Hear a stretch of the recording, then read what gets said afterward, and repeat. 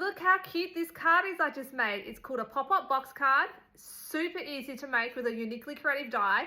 Let me show you how.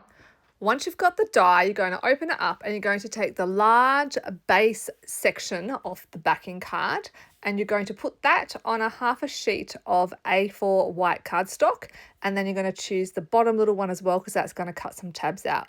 Run it through your die cutting machine. I'm using the Big Shot here, and you're going to put all of those pieces aside. You'll repeat this process on the other half of the A4 card and run it through so you have two of those bases cut out, and then you are ready to start assembling. I'm going to fold these and then use my bone folder to get a nice crisp edge before I glue it and decorate it. It just helps it fold and pop up and down much more easier.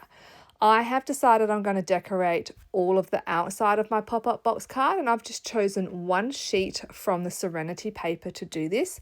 And then I've gone back to the die set and I've chosen two of the different kinds of patterns. So I'm using the gingham side and the green side of my piece of paper, and I'm going to cut out 4 of the sections of the gingham in the purple with the scalloped edge.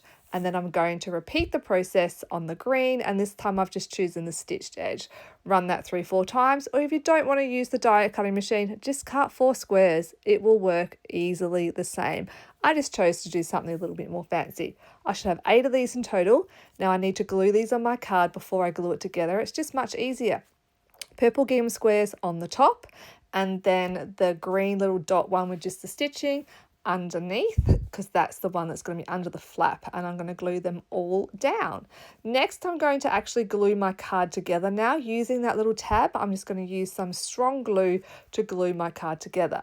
Take all 3 of those little tabs and score with the ends where they're already scored for you, so you just got to fold them over and score them with your bone folder and glue them equally into your base of your card. This is where you're going to glue on all the things that are going to pop up. I just eyeball it. You can measure it, or you can put them further back, or you could even put 4 in if you really wanted.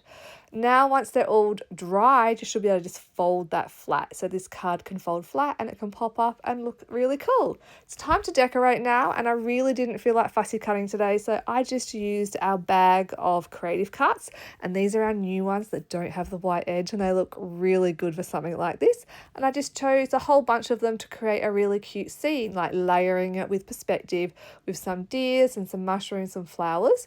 I then used some of our Pearl Daisy stickers to just create some interest, and I really wanted to use that acetate that comes on the backing card. I cut one section off and I cut it in half, and I glued my butterfly onto the little plastic bit, and then on the back of